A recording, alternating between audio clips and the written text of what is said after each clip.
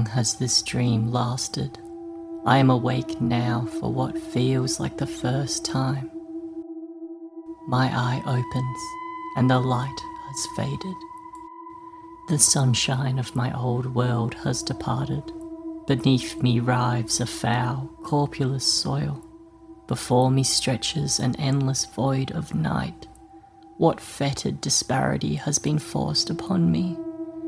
I am already feeling so tired. Perhaps I can slumber again, and dream once more of the old world that I have grown so familiar with. Ha! Are you still to grasp the reality in which you have awoken? There will be no more dreams for you, little creature. Your eye has finally opened. You must now face this abhorrent eternity. Let me now bless this joyous homecoming with the dark blood of our shared mother. Abhorrent eternity. How could this be? I want to dream once more, as I always have, and escape this terrifying reality. I do not understand this dark blood.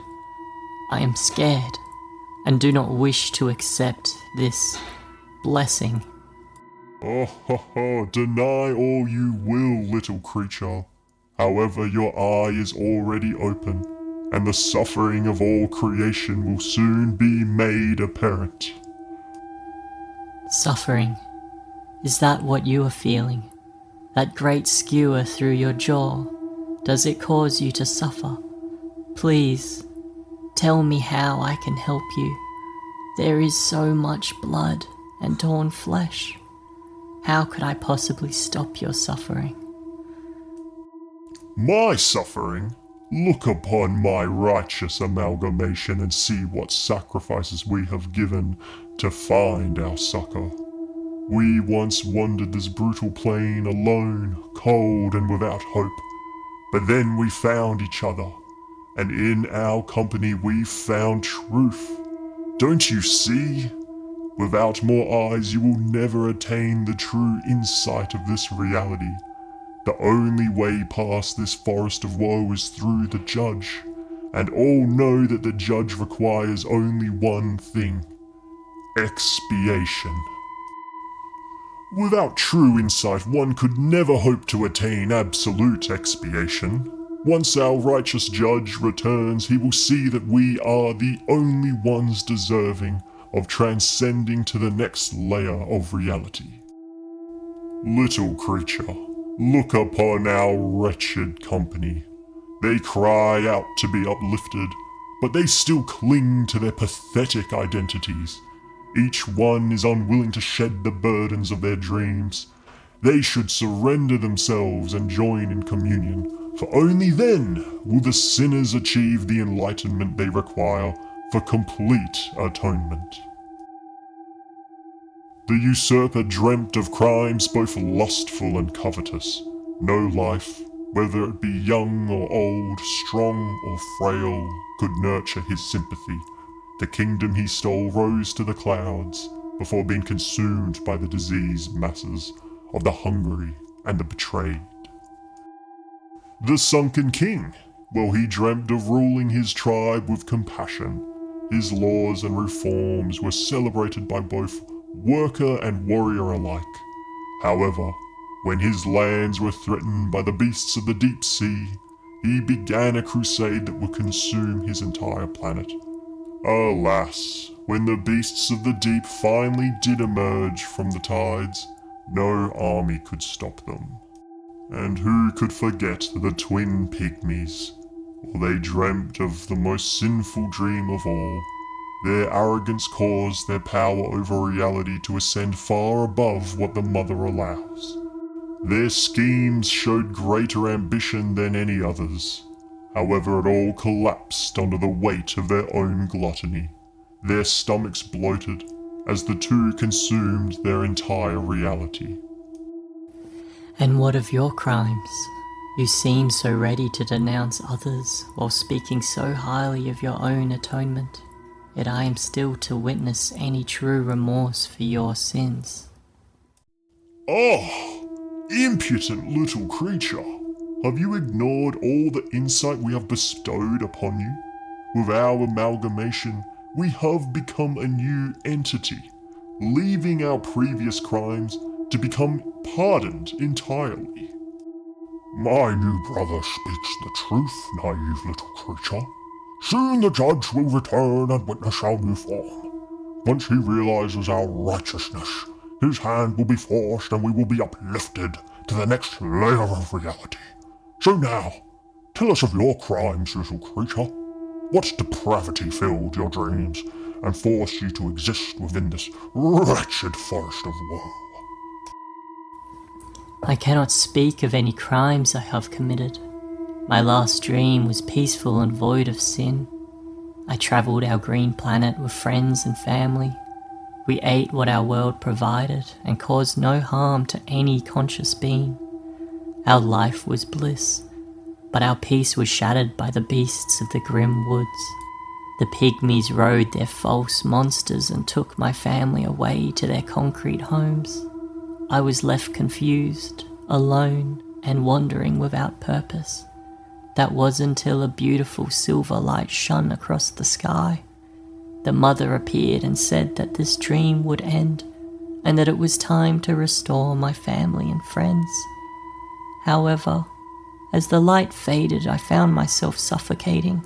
I closed my eyes, and have now awoken here. Ah, so you are a liar and a fraud. For if this story of yours was true, then you would not have awoken within this forest of woe. In my dream, my kin devoured creatures, similar to what you described. We were your masters, and both your flesh and the flesh of your children was our property. Creatures as mindless and ambitionless as your friends and family are nothing more than offerings of the mother for the uplifted to dine upon and play with as we desire.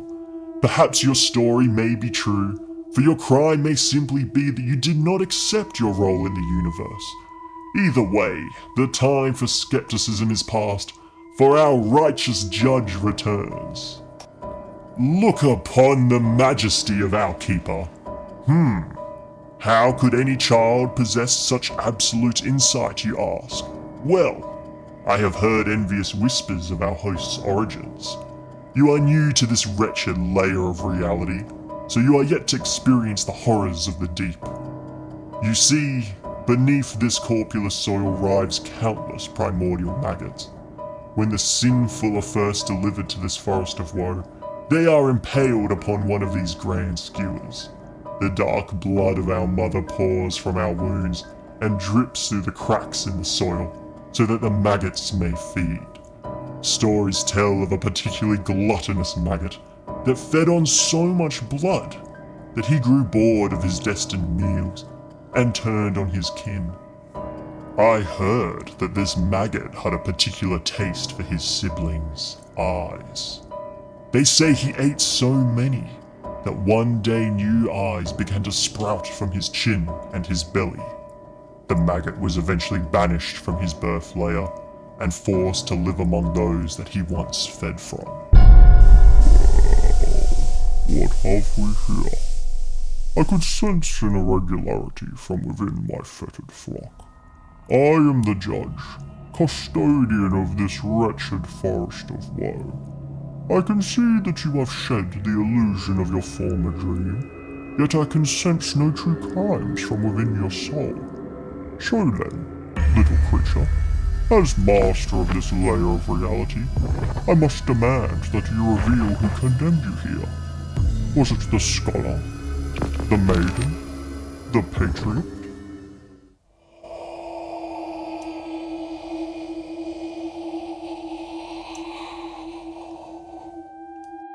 My righteous judge, waste not your precious patience with that pathetic newcomer.